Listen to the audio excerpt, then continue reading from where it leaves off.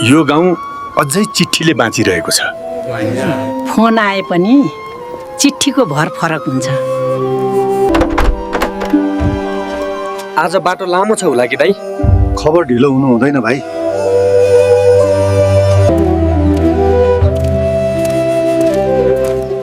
आज पनि पैदल, चिठीले थाक्दैन। परदेशबाट केही आयो? आज आशाको खबर छ। उसको अक्षरद अझै चिनिन्थ्यो। भगवानले सुन्नुभयो। फोन भन्दा यो कागज भारी लाग्यो। भावना तौलिँदैन।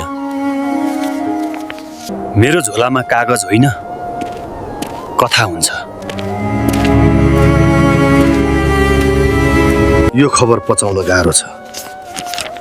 माफ गर्नुहोस्, तर लुकाउन सकिन। आज मौसम ठिक छैन। कसैले कुर्दैछ। अब चिठी कसले पढ्छ? मनले। हुलाक सेवा बन्द हुँदैछ। सम्बन्ध बन्द नहोस् सर। अब के गर्नुहुन्छ? जबसम्म एक चिठी बाँकी छ।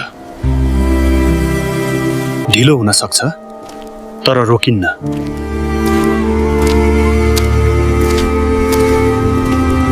ए, यो बाटो खतरनाक छ। आशा त्यतै छ। पहिला म भिज्छु।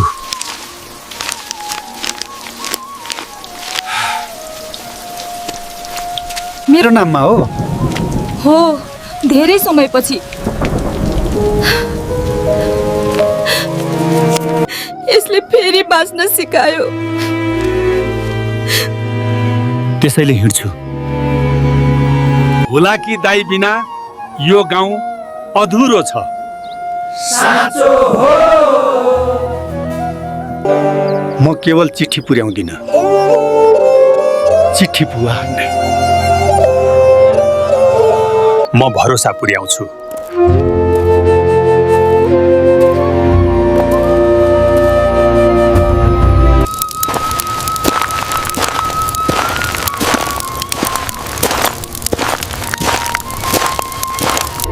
जबसम्म शब्द बाँकी छन्, म हिँडिरहन्छु।